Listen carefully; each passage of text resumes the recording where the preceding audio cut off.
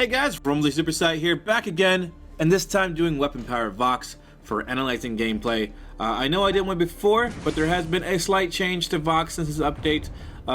It's the sonic zoom where it no longer resets the basic attack, so that's pretty important. But also because since the change of 1.15, not just to Vox but other heroes such as Cruel, my team in particular, Oracle, Ben, and myself, will be going a CP Cruel, it seems. And therefore, I needed to have a weapon power on standby. And if I can't get Ringo, I wanted to figure out who I can play in his place in case of a tournament scenario where we're going pick and ban, or just in ranking in general. If I can't go Ringo, who can I go with weapon power? And, you know, obviously there's Saw, there is Sky, potentially you can go Glaive, I mean, but he's not ideal for range, especially since we already have a Bruiser or Kestrel. And BF is another one too, but I'm not a big fan of BF for his playstyle. So I was looking at weapon power Vox, and I felt like even though he's underestimated, meaning he's not used much, and people prefer to go CP, excuse me, I feel like his damage potential is phenomenal, especially when you get that overdrive on his sonic zoom, given 25, I think it's 25% extra weapon power for like a few seconds after using sonic zoom is immense. It's so much damage, especially when you start critting with that damage. I generally go with a crit type of build with Vox, so I go like a Sorrow Blade, a Tyrant's Monocle. I do get some attack speed using the breaking point, and then potentially if I need to, I'll go double defense. If not, I'll go single and go another Tyrant possibly, or even a Serpent Mask, depending on the situation. Now we do have Vox, Arden, and the Cruel on our team, and then they have a Kestrel, Catherine, and a Taka on their team. So their team's a little bit annoying. They have the stuns, they have the snipes from the Frostbite from Kestrel, and then also Rick's playing Taka is just nasty. So we have it definitely hard for our team, especially since Nox Fox at this point just started playing Cruel, so it was very hard for him to fight against Ataka. So I definitely needed to rotate, or I knew I needed to rotate in case he needed me against Ataka, because he can be quite annoying with this update, given his heal has increased exponentially over the last few updates. But let's go ahead and talk about the first item I get. So I get the Swift Shooter. It's pretty standard for Vox. Even if you're going CP or weapon power, Swift Shooter is pretty standard because it helps with farm with CS. Now, in the beginning of this match, I have a hard time with CS. For whatever reason, it just does not go well for me. Sometimes, you know, you have these bad games, and even though like you do like kind of lack on CS in the early game because of missing farm here and there, you can make up for it late game as long as you play smart. And be patient, not to be over aggressive or try to rotate too much. You can catch back up. I'm gonna miss this one right here, and I'm gonna miss a few here and there from this time being. So you can see here, like I really need to buckle down and focus on farm. There's a few times where I go in to try to harass Kestrel. In reality, what you want to do is you want to maintain just focus on the farm in early game, especially with Vox, given that his early game does not scale as hard as other heroes, and therefore you need to make sure that you can be able to put out damage as effectively as you can and as fast as you can, and therefore farming and getting those items as fast as possible is the best way to do so. Here we have Taka and Arden. The Taka is gonna get away. It's pretty nasty that he can just box around early game. It's just nothing we can do unless we picked up flares, which is a waste of our gold, at least for me and Cruel. So here we are, we got a big wave. We're gonna miss a few here, but like I said, it's even if you miss your CS, it's not the end of the world. You can go ahead and catch up later on, or just play smart and outplay the enemy laner or heroes in general. But yeah, so again, we're focusing on farm. I'm trying my hardest not to even worry about Kestrel, but I want to make sure that I'm also sitting behind my minions to not take shots from Glimmer Shot. It's pretty important. The way I level up my abilities is I go with, obviously I have to get the pulse so I can apply resonance, but then after that I get my A and I just overdrive my A immediately, and then I get the points in my ultimate as they come up. After that, then I generally overdrive my A and my ult, not my B. My B is mainly for CP. The main purpose of it in this particular build for Vox is just for the slow and just for the resonance application. But yeah, so, and well, not just that, but then you can't use your A without the pulse being affected by them, or them being affected by the pulse, so that's important too. We did get ganked, we managed to get away. Vox is actually fairly decent at getting away from engagements, so long as he can just, you know, avoid the first stun. If he doesn't avoid the first stun, he can sonic zoom out immediately after, and generally, if you're smart, you can get away. But depending on the comp, say for instance, if it's like a glaive, then it's like he's gonna punch you, and then it's a Catherine, and then he's gonna stun you. Then at that point, you're probably gonna die. But in general, if there's only one stun, you're pretty good. You're not gonna really die until like late game when they start doing immense amount of damage, and you just can't react enough in time. But early game, you should be safe. But yeah, so now we're gonna grab a heavy steel. We're heading towards a Sorrow Blade. I want that heavy damage. And then I'm going to go ahead and use that too to farm more effectively. The more weapon power you get, the easier it is to farm. It's by far the easiest to get perfect CS with Vox. Here's my biggest mistake right here in this game, I believe, is generally if you're coming up to lane and you don't know where the enemy junglers are, you don't want to walk through your lane brush. You want to walk around to the left of this rock right here and then up to your tower, which I did do, but then I went ahead and just, you know, did what I tried to avoid, is walk into the brush after, which was stupid. Don't do that. I got a little impatient. Patience is key. So just keep that in mind, because if you grow impatient, then you're gonna make mistakes and you're gonna regret it.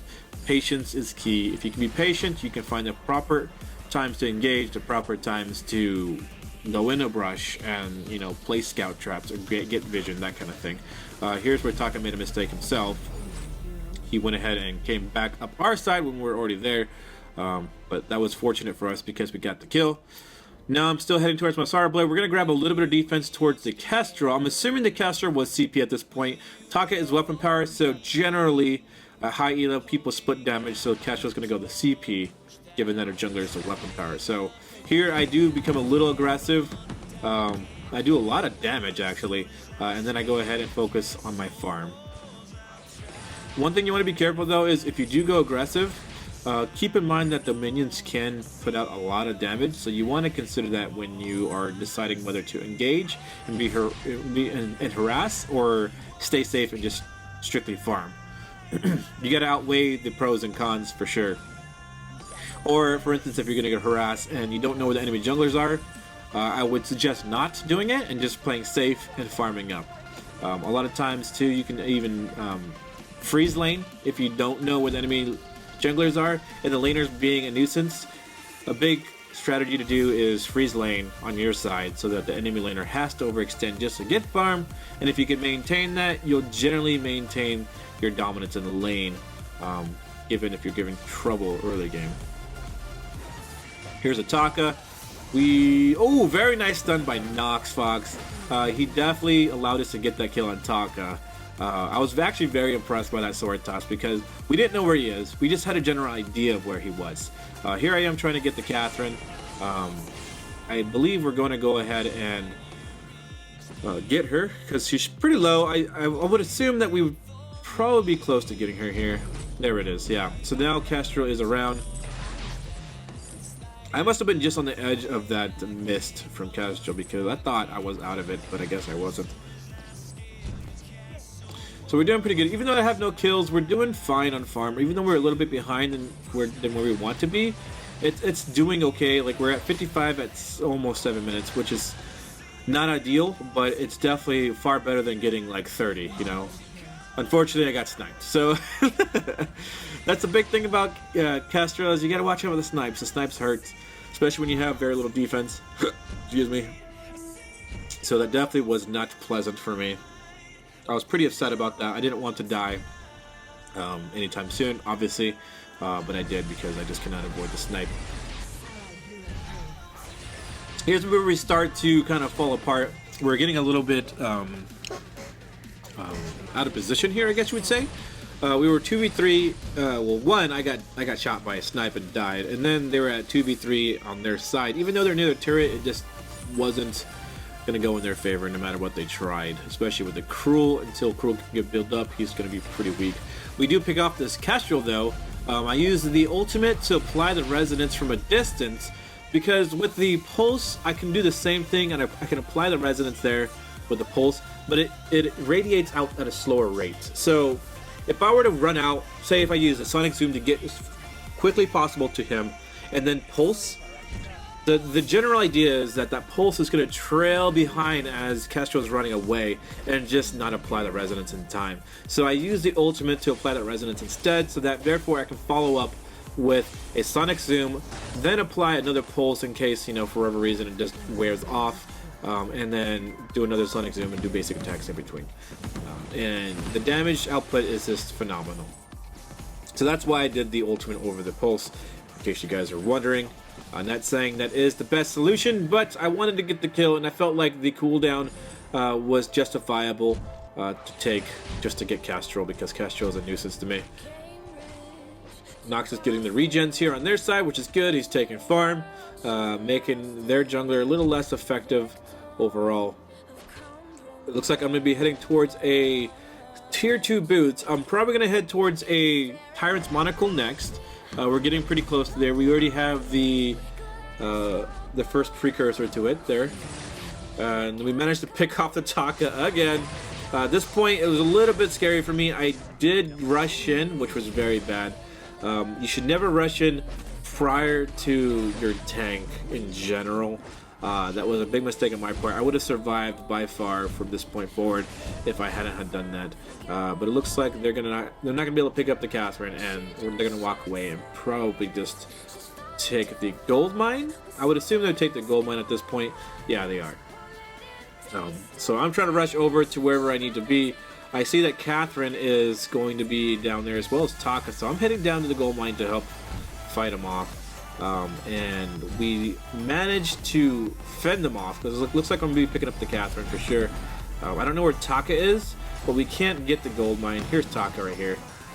This is going to be pretty nasty because I can't do much against him, but we managed to pick him off. Even though I died, the Arden managed to get that last hit, so it's okay. We went for one. One kill, one death. It wasn't too bad. We're getting that crit damage up now, so we're going to start getting some pretty nasty damage off. It's gonna be pretty brutal, especially against this Castro, whose overall life pool is pretty low. So I don't know how Noxfox is doing right now in terms of score, but so far it seems like he's doing quite well in jungle. He's not having too hard of a time with Taka, which is good, meaning I don't have to rotate as much, which is pretty important. If your jungler can do well, that means your laner can do well, because that means the laner doesn't have to rotate and miss farm potentially. Some good laners can actually rotate at the proper time, so like if the team needs them, generally if you want to not miss farm, the strategy is, if your team needs you, push your lane as hard as you can and then rotate, and that will alleviate the potential of you missing farm. At least as much farm. And that way your lane is pushing into the turret, they're missing farm if they rotate as well, and the minions that are in your lane, the enemy minions, are already dead because you already pushed them. And by the time the new ones come up, then you're going to be set, because of the fact that during the duration in which they were gone, you got to rotate and help your team, and then when you come back, the minions will be there for you.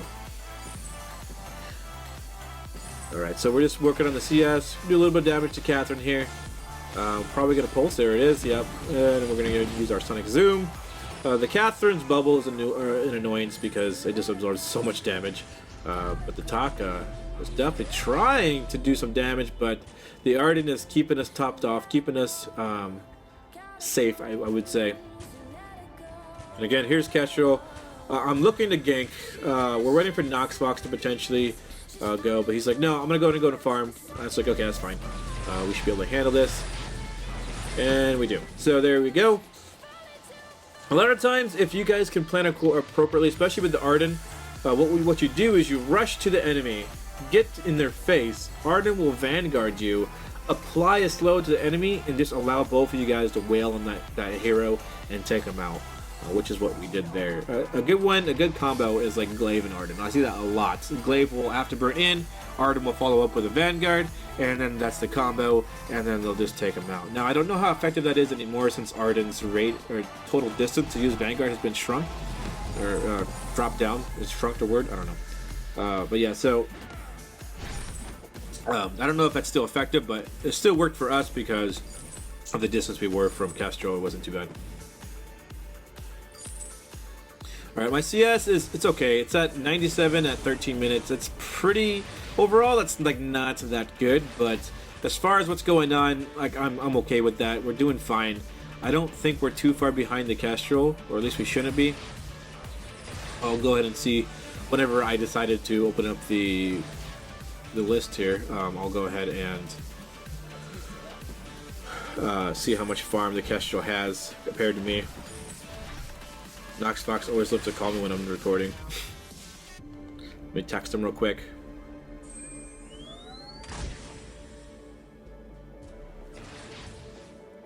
Alright, so we're just sitting in farm. There's not much we can do right now other than farm.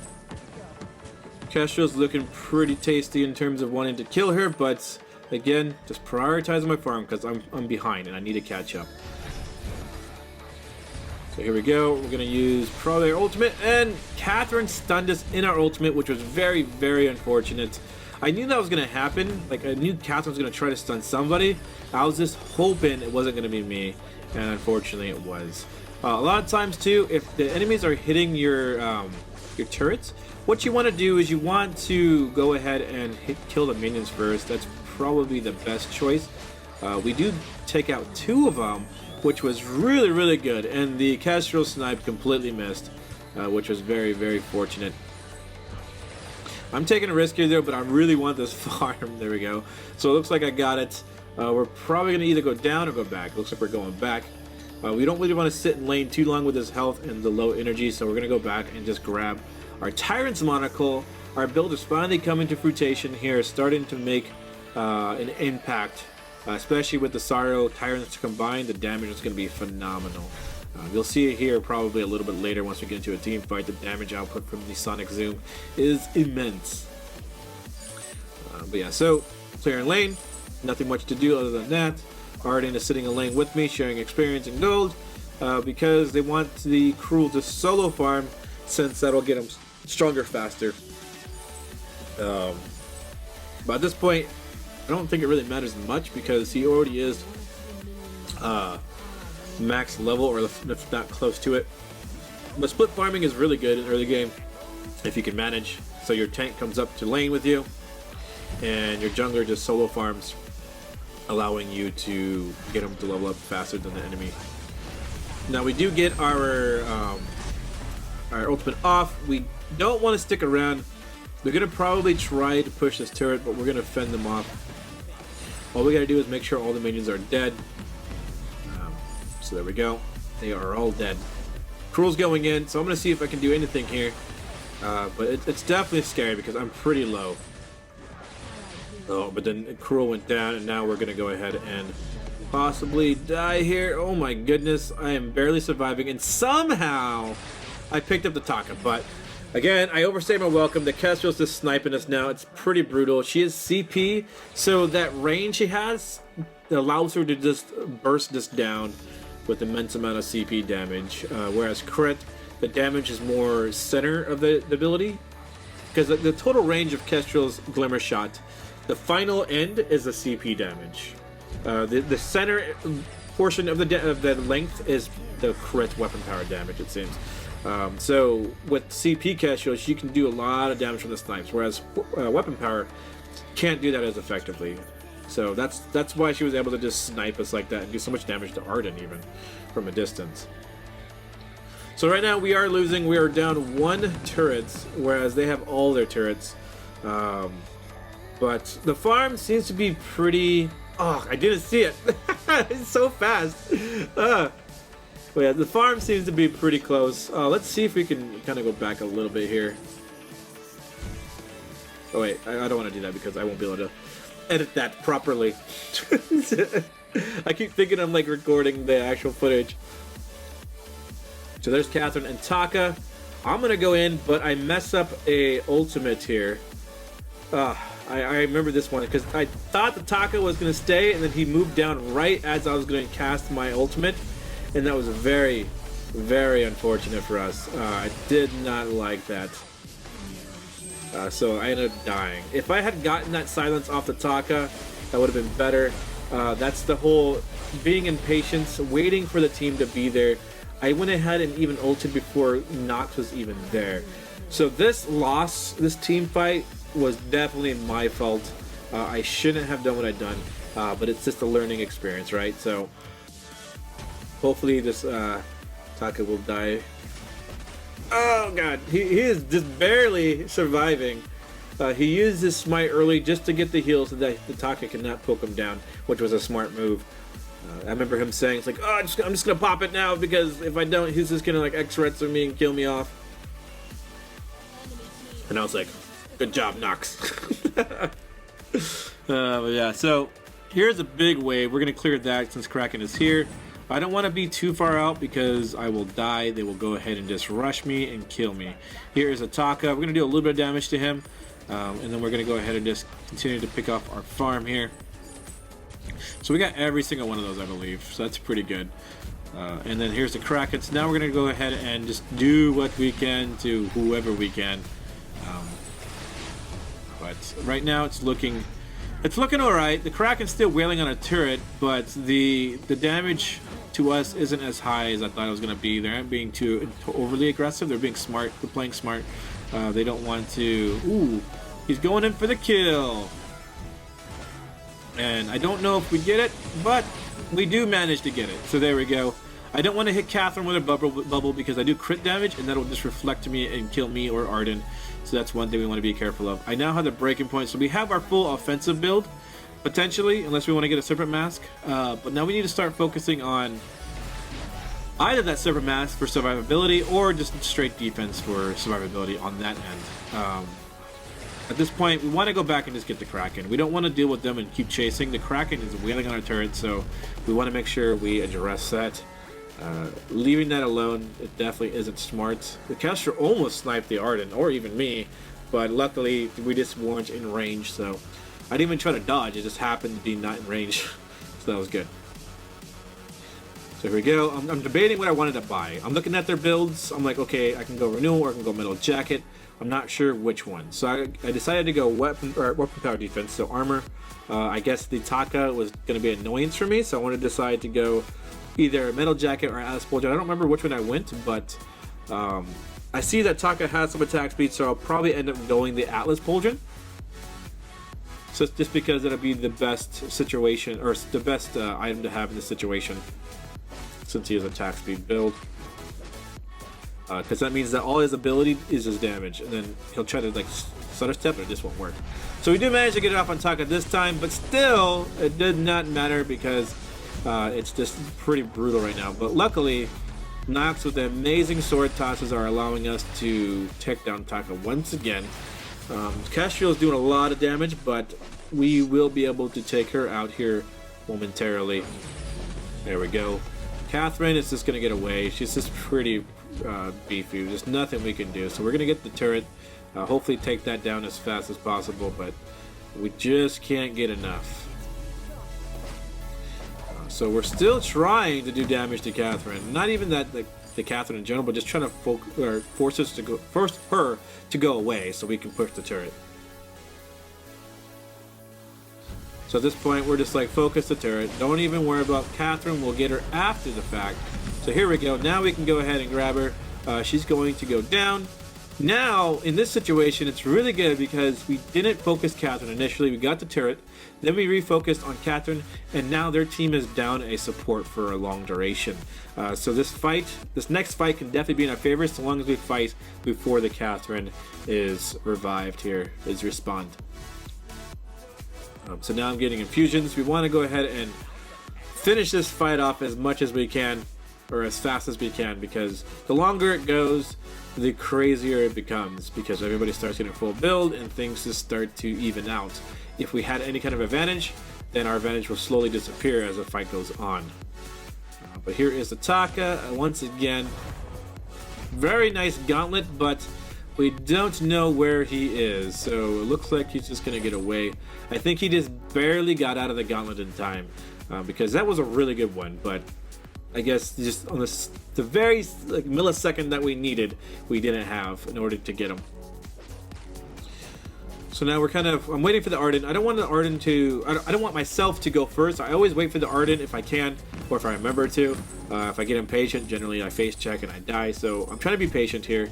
I can see the Castro trying to stealth around, be sneaky here, but it's just not working. We have scout traps. Hello. Bye, Castro. Thank you for the vision. And now the fight is definitely going in our favor. They have to run. They're warhorning, and we're just pushing lane. She went ahead and silenced, but it didn't really do much for her. We're actually starting to get a lot of damage output here. Our breaking point's starting to stack up. Unfortunately, the stacks do degrade quite quickly too if you're not attacking. So here we go. We got Taka on me. I'm trying to tell him, yep, focus on the Taka. And so that's when he knocks through the sword toss, and we managed to safely get away, but I don't think we're going to pick up any kills here just because I have no energy. The Arden is still around, so I told him to back out because Nox is low. I have no energy. This fight is not good because then they might have the potential for their teammate to come in once he respawns and then wreck face because he has full energy, full health. So that's pretty bad. That's the reason why we backed out. So now we're double infused. We are full build except for our boots. We don't have tier 3, but in reality, like it's cool to have, but it's not entirely too important. If you can afford it, I'd say get it, but otherwise, I would definitely prioritize on the damage output of infusions over boots any day, or tier 3 boots at least. So here we go. They're focusing on the Kraken. If not, they're just baiting. Looks like they were just baiting to see what happens, or because of the scout trap, they decided against it since we knew they were there. And now it looks like they're coming in lane. We're going to want to fight this. Nox goes in with the Cruel. We're going to go ahead and clear farm as well, just to maintain the push. So if we do get an ace, we can push right away. Oh man, it's a long match. I was like, I'm going to voice over this. It'll be done pretty soon. But yeah, it's a long match.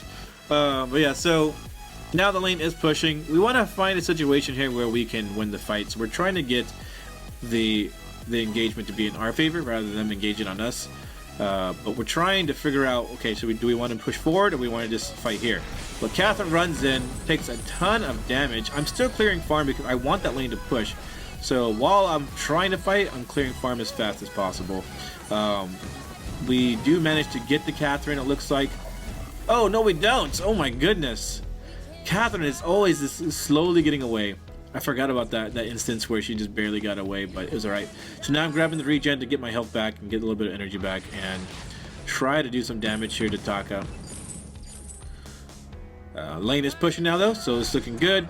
Taka is on me though. This is not necessarily a good fight for us, but I feel like I can take him, so I keep pressing on. And it looks like we will be able to. The damage output on it is so nasty, especially since the cooldown is less at overdrive, and therefore it's really brutal for them to have to deal with. At this point, I need to get out, but I decided. Well, I decided to get out. It looks like. If I took one more turret shot, I would have died for sure.